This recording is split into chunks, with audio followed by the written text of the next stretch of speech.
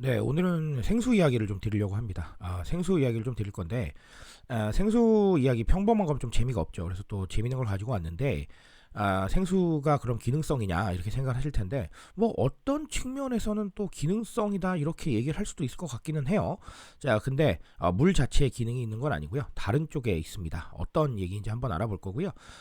저는 요즘 소비 트렌드 2025의 저자 노준영이고요. 11년간 마케팅과 트렌드 강의를 해오고 있고, 이부 포함 총 6권의 책을 쓴 작가입니다. 곧 한 권 더 추가될 예정이고요. 오늘 이야기 생수가 초경량이라는 부분으로 한번 알아보도록 하겠습니다.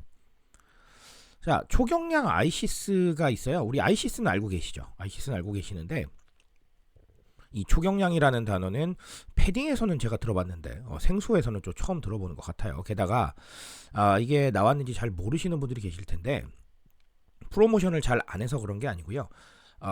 요런 제품인데 느낌 있죠? 보면 지금 딱 이미지가 환경을 많이 좀 생각을 했다라는 게 온몸으로 느껴져요. 그렇죠? 예, 그런 느낌이고요. 자, 근데 앞서 말씀드린 대로 이거 나왔는지 잘 모르시는 분들이 좀 계실 텐데, 왜냐하면 지난해 10월에 출시가 되긴 했어요. 근데 직영몰하고 온라인만 팔았거든요. 그러다 보니까 오프라인에서는 잘 못 보니까 모르시는 분도 가끔 계실 거고, 근데 다만 생수를 온라인으로 구매하시는 분들께서는 아마 한 번쯤은 좀 보셨을 것 같다라는 생각을 합니다. 근데 최근에 오프라인으로 이제 확대를 한대요. 오프라인으로 판매를 확대를 한다는 건 그간의 성과가 좋았다거나 아니면 기업 내부적으로 요건 좀 확대해서 우리 좀 브랜딩에 활용할 필요가 있겠어라는 부분들이 판단이 섰기 때문이겠죠. 자, 제품 특징은요, 일단 용기 중량이 감소가 되어 있습니다. 당연하지만 초경량이라잖아요. 그래서 초경량 용기라서 쉽게 재활용이 가능하답니다. 이 구기는 것도 굉장히 쉽대요. 구기는 것도 굉장히 쉽다라는 부분도 있고요. 출시 80일 만에 134만 병이 나갔답니다. 그러니까 뭐 나쁘지 않아요. 예, 사람들이 많이 좀 선택을 했다라는 부분을 알 수가 있겠죠. 근데 이 제품은 정말로 뒤에 가서 말씀을 드리겠지만 가치 소비랑 연관이 될 수밖에 없는 게, 물이 뭔가 새로워진 건 아니에요. 기존 아이시스 제품인데 사람들이 바꿨다는 얘기잖아요. 그러니까 상당히 좀 의미가 있다라고 보여집니다. 자, 그래서 제가 좀 찾아보니까 1997년에 이 아이시스가 처음 출시가 됐는데, 그 첫 출시 당시 무게보다 무려 57%나 가벼워졌대요, 페트가. 그러니까 뭐 의미가 있다, 굉장히 좀 많이 달라졌다라고 볼 수도 있겠습니다. 자, 방금 말씀드린 대로 일단은 가치 소비라는 단어가 좀 들어와야 될 것 같은데, 이 가치 소비라는 단어는 딱 느낌이 오시겠지만 가치로 소비한다라는 뜻입니다. 가치로 소비한다는 건, 여기서 말하는 가치는 우리 눈에 보이지 않는 것들을 주로 얘기를 해요. 그래서 뭐 친환경 아니면 사회적 약자, 배려, 이런 것들이 가치고요.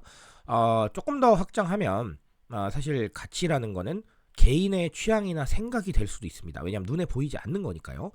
자, 그런 것들을 소비 기준으로 삼는다는 거예요. 그렇다는 건 무슨 뜻이냐면, 예를 들어서 나는 친환경에 관심이 많아요. 그렇다면 그냥 기존 제품보다는 이 초경량 제품을 구매를 하는 거예요. 아니면 나는 친환경에 관심이 많아요. 그렇다면 친환경에 대해서 애쓰고 있는 회사나 브랜드의 제품을 구매하는 거예요. 이렇게 소비 기준 하나로 가치가 들어와 있는 겁니다. 자, 이런 것들이 최근에는 굉장히 큰 영향을 미치고 있어요. 우리는 소비를 통해서도 사회적으로 가치 있는 존재가 되고 싶어 한단 말이죠. 그러다 보니까 이런 것들을 찾고 있는 경우도 많고요. 아니면 조금 더 확장을 해본다면 결국은 나의 생각이나 나의 어떤 가치 기준에 집중하는 거잖아요. MZ세대 분들은 각자 자신의 가치나 생각에 대해서 잘 알고 있고요. 알파 세대 분들은 아예 태어났을 때부터 자신의 생각이나 취향을 잘 표현하고 사는 세대죠. 이렇게 세대가 바뀌면서 각자의 생각이나 어떤 가치에 집중할 수 있는 환경이 만들어졌기 때문에 그런 부분들이 소비로 나타난다라고 볼 수도 있겠습니다. 어쨌든 이런 가치 소비형 소비가 정말 많아지고 있기 때문에 이런 식으로 대응하는 것은 좀 반드시 필요하다, 그리고 의미가 상당히 있겠다라고 보여집니다. 자, 근데 이것만 있으면 안 되겠죠. 이런 전체적인 흐름이 바로 브랜딩하고 연관이 된다라는 겁니다.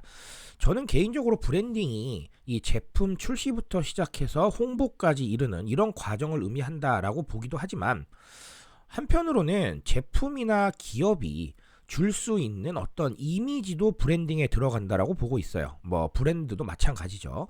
우리가 어떤 기업이나 제품이나 브랜드를 떠올리면 저 기업이나 브랜드나 제품은 어떤 제품이야 라고 생각을 한다거나, 아니면 특수한 어떤 이미지가 떠오르는 경우들이 있죠. 뭐뭐인 것 같다. 요렇게 떠오르는 경우가 있는데 그런 브랜딩을 긍정적으로 끌고 가는 게 좋겠죠. 당연하지만 부정적인 브랜딩이 필요하신 분들이 계신가요? 저는 없으실 거라고 생각을 합니다. 자, 그렇다는 건 기업이 가치 기준에 어울리는 행동을 하고 그리고 그런 가치를 좀 선도하기 위해서 어떤 행동을 한다는 건 당연하지만 브랜딩과 연관이 되어 있고요. 이런 브랜딩이 사실은 뭐 이렇게 생각하실 수도 있어요. 아니 우리 열심히 한다고 누가 알아줘 라고 생각하실 수도 있는데 지금은 뉴미디어 시대입니다. 사람들이 그런 가치에 공감하면서 빠르게 바이럴이 되고요. 그런 부분들이 다 검색으로 남기 때문에 우리 생성형 AI한테 물어봐도 나오잖아요. 그렇죠? 그런 상황이기 때문에 이런 브랜딩에 대한 부분들은 꼭 좀 신경 쓰시고 생각보다는 실천으로 좀 만들어 가셔야겠다라는 이야기 같이 드리겠습니다. 자, 오늘 아이시스의 초경량 제품으로 두 가지 좀 정리를 드렸습니다. 초경량이라는 단어가 또 이런 데 쓰일지는 몰랐네요. 어쨌든 의미 있는 사례라고 생각을 하고요. 이런 사례 보시면서 또 우리 관점에서 또 어떻게 해석할 수 있을지 한번 고민해 보시면 좋겠습니다. 저는 조금 더 좋은 이야기로 돌아오도록 하겠습니다.